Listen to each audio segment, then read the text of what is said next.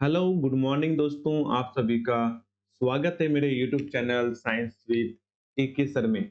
सारे ALP student का हार्दिक स्वागत है। तो ये थंबनेल जो आपने देखा उसके बाद आपने वीडियो पे क्लिक किया है दोस्तों, तो ये मेनली मैं इसमें आपको पॉइंट कवर करूंगा। एएलपी एडमिट कार्ड आपका कब तक आ सकता है, ठीक है, सेफ स्कोर क्या होगा आपका, ये दोनों तो अक्सर चीजें मिल जाती हैं हर एक चैनल पे, ठीक है। लेकिन जो आपका थर्ड पॉइंट है और ये फोर्थ पॉइंट, एग्जाम प्रेशर को कैसे हैंडल करें, बेस्ट स्ट्रेटजी फॉर एग्जाम क्या होगा सर, ताकि हमें हमारी तैयारी बहुत अच्छी है लेकिन जब मैंने प्रीवियसली कोई एग्जाम दिया है तो वहाँ पे मैं नर्वसनेस का शिकार हो जाता हूँ, उसे पता ही नहीं चलता है कि माइंड कैसे शांत रखना है, कैसे काम करना है, क्या करना होता है, नहीं होता है। ये सारे क्वेश्चनों का जो आपका सवाल का जवाब होगा दोस्तों, ये सारे वीडियो में आपका मिल जाएगा। तो एक बार फिर से आपका स्वागत है मेरे YouTube channel science with AK sir में। ओके,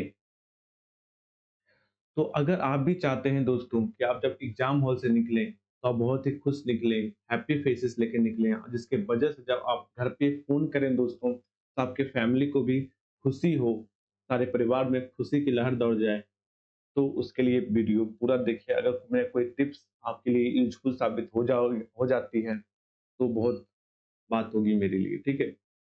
तो सबसे पहले जो पहला पॉइंट है आपका दोस्तों कि आपका एडमिट कार्ड कब तक आएगा। तो जैसे 15 तारीख को ही सिटी इंटीमेशन आपका जारी कर दिया गया था नोटिस के द्वारा। तो यहाँ पे जो दोस्तों आपका एडमिट कार्ड जो 26 तारीख जो आपका 25, 26, 27, 28 ये पाँचों दिनों का आपका जो एग्ज़ाम पड़ने वाला है, तो रेलवे ने क्लियरली बता दिया है। सिटी इंटीमेशन जब आपने चेक किया होगा दोस्तों, जिनका शो हो गया था कल के डेट में तो सभी लोगों का शो हो गया था एक टाइम पे। लेकिन जिनका वो आज से बंद हो गया था शो होना, और जिनका 25 तारीख का है, तो उनका आपका 4 डेज़ पहले मीन्स 4 दिन पहले आपका एडमिट कार्ड शो हो जाएगा। मीन्स आपका 21/11/2024 से आपका एडमिट कार्ड दिखना शुरू हो जाएगा, जिसे आप डाउनलोड करके आपको पता चल जाएगा कि आपका सेंटर किधर गया है। तो ये सारी चीज़ें जान लीजिए आप, ठीक है। इसके लिए बार-बार आप यूट्यूब पे वीडियो मत देखिए, आपका जो यूज़फुल टाइम है, उसे आप अच्छी जगह यूटिलाइज़ करिए। कोई अगर कॉन्सेप्ट आपका कहीं पे अटका हुआ है, बार-बार उसे आप देख रहे हैं, तो उसको क्लियर करने की कोशिश कीजिए दोस्तों इस टाइम पे, क्योंकि ये टाइम आपको बहुत ही यूज़फुल है और बहुत ही नर्वस है और बहुत सारे क्वेश्चन आपके माइंड में इस टाइम पे चलते रहते हैं, जिससे आपको बहुत ही शांत करना होगा। और जो आपको लगे कि हाँ, ये चीज़ें मेरे माइंड से निकल रही है, तो आप उस पे फ़ोकस कीजिए, ना कि ये यूट्यूब पे आप टाइम बर्बाद कीजिए अपना। तो सर एक और क्वेश्चन रहता है कि हमारा सेफ स्कोर क्या होगा दोस्तों? जैसे आपको पता है दोस्तों कि आपका जो टोटल वैकेंसी है 18,799 आपकी वैकेंसी है, और रेलवे ने ये भी बताया है कि बाबू हम लोग 15 गुना लोगों को लेंगे।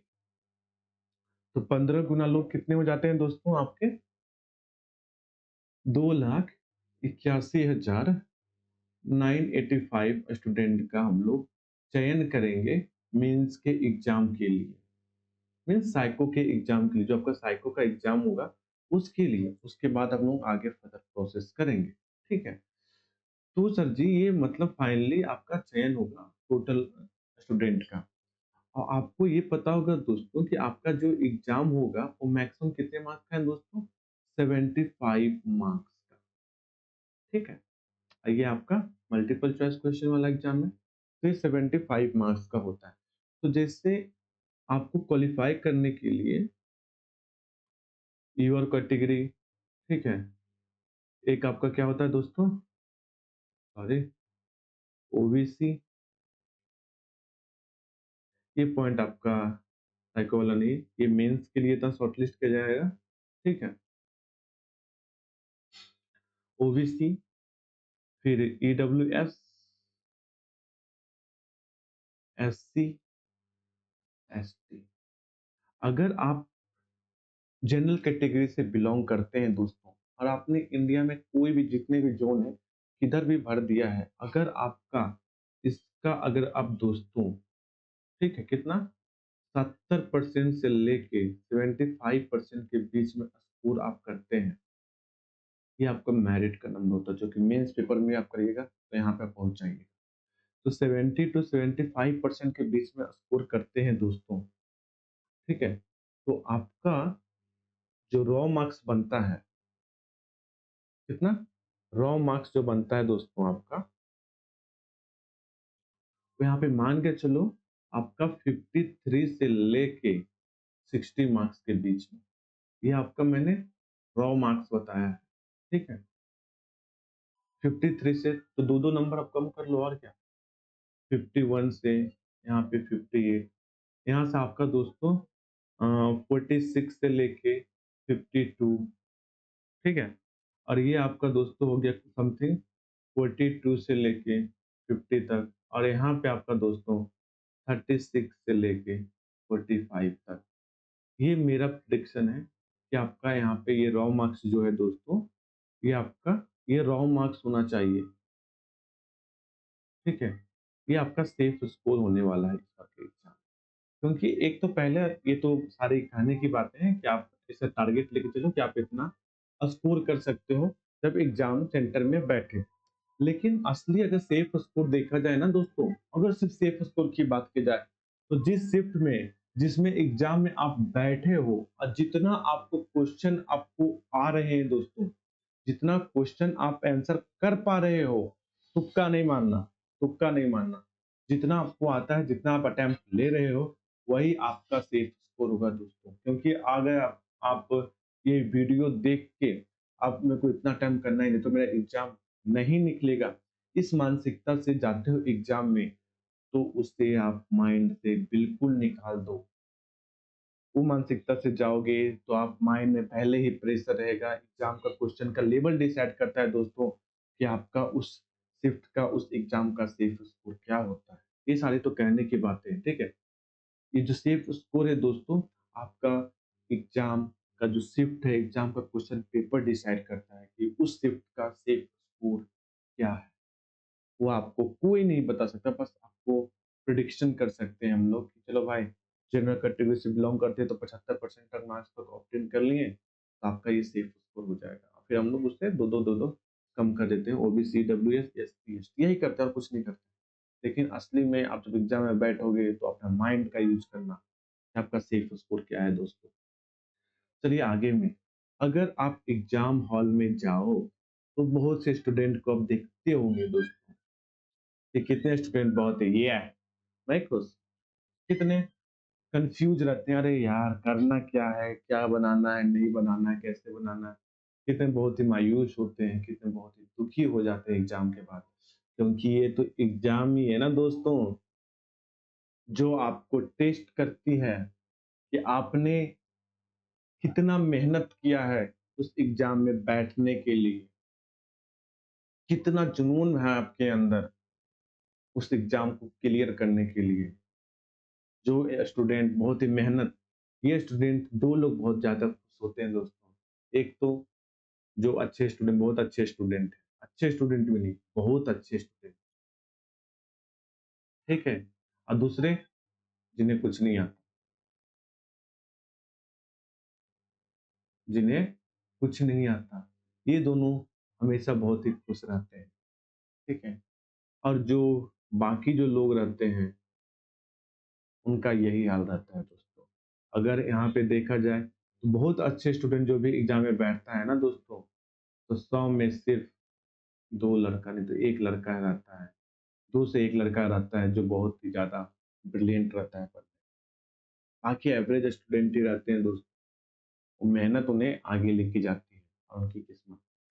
तो ये चीज़ें क्योंकि देखो पढ़ाई सभी करता है, पढ़ाई सभी लोग करते हैं, लेकिन सर जब मैं एग्ज़ाम में बैठ जाता हूँ, तो मुझे पता ही नहीं चलता है मैंने बहुत ही कितने लोग बोलते हैं कि मैंने बहुत ही मेहनत की, लेकिन जब मैं एग्ज़ाम में बैठा तो मेरा माइंड ही पता नहीं चल रहा था क्या करना है, नहीं करना है।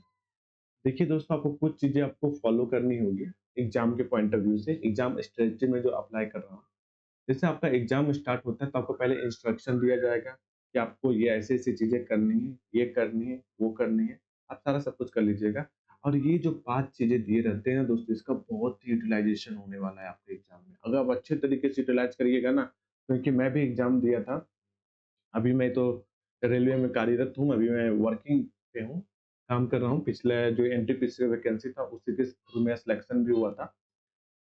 तो अभी ये पाँचों चीज़ों का आपको बहुत ज़्यादा आपको यूज़ होना चाहिए। क्योंकि देखो, स्टूडेंट क्या होता है ना दोस्तों, स्टूडेंट बहुत ही भोला होता है।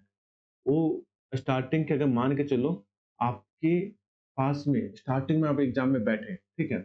तो आपका बहुत सा आसान सा क्वेश्चन आएगा, तो स्टूडेंट बहुत ही खुश हो जाता है, यस! मैं तो निकाल लूँगा। लेकिन वही स्टार्टिंग के 5 क्वेश्चन बहुत ही टफ ऊट-पटांग टाइप के उस किसी स्टूडेंट के सामने आ गए, तो बहुत ही मायूस हो जाता है, बहुत ही ये हो जाता है, उसे पता नहीं चलता है, कि उसको करना क्या है, बहुत ही पैनिक हो जाता है वो एग्ज़ाम में। तो उसी चीज़ का निवारण है दोस्तों, पैनिक आपको नहीं होने हैं। आपके एग्ज़ाम में टोटल 75 क्वेश्चन है दोस्तों, ये चीज़ आप ध्यान रखना, कि आपके एग्ज़ाम में टोटल 75 क्वेश्चन है। स्टार्टिंग के 4 क्वेश्चन ही नहीं आपका एग्ज़ाम डिसाइड करता कि आपका एग्ज़ाम किधर क्या होगा। तो मैं आपको बताता हूँ, जैसे आप एग्ज़ाम में कोई क्वेश्चन आप देख रहे हो, तो इतना तो प्रैक्टिस अगर आप सही में सीरियस स्टूडेंट हो दोस्तों, तो आपको पता चल जाता है कि इस क्वेश्चन में आपका ज़्यादा टाइम लगेगा या कम टाइम लगेगा बनाने में। अगर आप फर्स्ट टाइम अटेम्प्ट कर रहे हो एग्ज़ाम, मीन्स आप जस्ट अभी जा ही रहे हो, तो आपको सबसे पहले क्या करना है ना, ये 75 क्वेश्चन जो है पूरा गो थ्रू जाना है आपको एक बार। गो थ्रू मतलब कैसे? जो आपके क्वेश्चन बन रहे हैं, उसे तो आपको आंसर करके चले जाना है और जो आपको लगे कि मुझे क्वेश्चन बन जाएँगे और उस लेकिन थोड़ा-सा टाइम लगेगा, तो आपको क्या करना है दोस्तों, you have not answered the question but you have marked the question for review. एक ये चौथा चीज़ रहता है, जो कि आपको वहाँ पे स्क्रीन पे दिखेगा। ये चीज़ें आपको करके आगे बढ़ जानी है। क्वेश्चन एक बार एक झलक में पता चल जाता है कि आपका टाइम टेकिंग क्वेश्चन है या टाइम नहीं लेगा। तो फिर क्या होगा कि आप 75 क्वेश्चन है, तो जब आप पूरा गो थ्रू, क्योंकि क्या होता है ना दोस्तों, कहीं पे आसान, कहीं पे हार्ड, कहीं पे टफ क्वेश्चन रहते हैं। और जो टफ क्वेश्चन में अटक जाता है, जो ईगो पे ले लेता है एग्ज़ाम सेंटर में बैठ के कि मैं ये कॉन्सेप्ट को पढ़ा हूँ, तो वो पहला चीज़, वो ईगो आपको नहीं लाना है। सीधा अगर आपको लगे कि क्वेश्चन मेरे से बनेगा, तो जस्ट उसको मार्क को रिव्यू करके आपको आगे बढ़ जाना है दोस्तों। किधर बढ़ जाना है? आपको सीधा आगे बढ़ जाना है। टोटल से जो 75 क्वेश्चन है, वो टोटल आपको गो थ्रू जाना है, ठीक है? उसके बाद आपका जो टाइम है आपका एग्ज़ाम का, वो 60 मिनट का है दोस्तों। 60 मिनट, बहुत होते हैं 60 मिनट 75 क्वेश्चन करने के लिए। हमने तो 60 मिनट में 100-100 क्वेश्चन किए थे, 90 मिनट में 100 क्वेश्चन किए थे। तो 60 मिनट में 75 क्वेश्चन करना कोई बड़ी बात नहीं है। तो एक बार जब पूरा गो थ्रू हो जाओगे ना, अगर आपके नंबर ऑफ अटेम्प्ट अराउंड 45 भी हो जाता है या 45 या 40 भी हो जाता है, इसके बीच में भी रहता है दोस्तों, तो कोई और आपने मार्क को रिव्यू में अगर मान के चलो 15 से 16 क्वेश्चन रखे हुए हैं और ये जो आप 45 टू 40 मिनट्स लगते हैं ना दोस्तों, ये आपका 30 मिनट के अंदर आपका अटेम्प्ट हो जाएगा। 30 मिनट में ये कंज़्यूम हो जाएगा। क्या तो फिर ये बताओ दोस्त, 30 नहीं तो 35 मिनट पकड़ लो इसको। तो ये आपका 25 मिनट में कवर नहीं होगा, ये 15-16 क्वेश्चन। अगर दोनों को मिला लिया जाए तो 45 प्लस 15 कितना हो जाता है दोस्त? आपका 60, 55 से 60 क्वेश्चन, बस इतना ही तो लाना है। इससे ज़्यादा आपको नहीं लाना, ठीक है? तो ये आप स्ट्रेटजी को फ़ॉलो करो दोस्त। किसी तरीके का पैनिक बटन ऑन नहीं करना। अगर स्टार्टिंग के क्वेश्चन आपसे नहीं बन रहे हैं, तब तक आपको प्रेशराइज़ नहीं करना है दोस्तों एग्ज़ाम में। प्रेशर नहीं करना, क्योंकि एक ही मौका मिलता है एग्ज़ाम में बैठने का। दोबारा बैठने के लिए उस कुर्सी पे, उस सेंटर में, कहीं पे भी सेंटर में अगली वैकेंसी का आपको इंतज़ार करना होगा। वो कब आएगा, नहीं आएगा, इसका कोई गारंटी नहीं है कब तक वो प्रोसेस कंप्लीट कराएगा। तो जो मौका मिला है दोस्तों, उसे पूरी तरीके से यूटिलाइज़ करो आप। अच्छे तरीके से आपने अगर मेहनत की है, आप चाहते हो कि आपके परिवार में खुशियों की लहर रहे, सभी फैमिली खुश रहें, आप भी खुश रहो, मस्त रहो। तो ये जो चीज़ें मैंने बताई हैं, उसे आप अच्छे से फ़ॉलो करना। किसी तरीके से एक बार पूरा क्वेश्चन को अटेम्प्ट करना आप पहले। मार्क को जो क्वेश्चन लगे कि टाइम कंज्यूमिंग है, उसे जस्ट मार्क को रिव्यू कर देना और आगे बढ़ते जाना, रुकना नहीं है। अगर स्टार्टिंग में अगर आपको 4-5 क्वेश्चन डिफिकल्ट मिल जाते हैं, तो उससे परेशान नहीं होना। जो मैंने बताया है कि अगर आपको लग रहा है कि क्वेश्चन मेरे से बनेगा या हार्ड क्वेश्चन, डायरेक्टली स्किप कीजिए। हार्ड क्वेश्चन लग रहा है मुझे नहीं आ रहा, डायरेक्टली स्किप कीजिए, क्योंकि एग्ज़ाम आपको टेस्ट करता है आपकी नॉलेज को, ठीक है? वहाँ पे आपको बैठ के रिसर्च नहीं करनी। अगर आपको नॉलेज गेन करनी थी तो एग्ज़ाम से पहले आपको गेन करनी थी। एग्ज़ाम वही होता है, वो कोई रिसर्च सेंटर नहीं होता है दोस्तों, वो आपका डायरेक्टली टेस्ट किया जाता है कि आपके पास नॉलेज कितनी है। बस आया तो ठीक है, नहीं आया तो तुम क्वेश्चन भाड़ में जाओ। 25 क्वेश्चन था, स्टार्टिंग के 4 क्वेश्चन में 71 क्वेश्चन में मैं 55 नंबर ला के दिखाऊँगा, अगर आपके पास काबिलियत है तो। कैपेसिटी है तो मैं 70 में 50 नंबर ला के दिखाऊँ। यही एग्ज़ाम होता है दोस्तों, उस तरीके से आपको सोचना ही नहीं है। और हमेशा ये माइंड में बैठा के रखना है कि मेरा 15 से 16 क्वेश्चन तो मुझे आंसर नहीं ही करना। अगर आपको आते हैं, तो ठीक है, वेल एंड गुड। नहीं आते हैं, रिस्क मत लेना। तो चलिए दोस्तों, अगर लगे मैंने जो आपको एडवाइस दी है, अगर यूज़फुल है, अच्छा है, तो मेरे कमेंट सेक्शन में कमेंट करके ज़रूर बताइएगा कि आपको हेल्प हुई है कि नहीं हुई है। अगर ये मेरी वीडियो अच्छी लगी आपको दोस्तों, तो ज़रूर लाइक कीजिएगा। चलिए, धन्यवाद, खुश रहिए, मस्त रहिए और आपके अपकमिंग एग्ज़ाम के लिए दोस्तों आपको बहुत सारा ढेर सारी बधाइयाँ, ढेर सारी शुभकामनाएँ मेरी ओर से। खुश रहिए, मस्त रहिए, ज़िंदाबाद रहिए। थैंक यू, धन्यवाद and have a nice day and all the best for your exam. Thank you.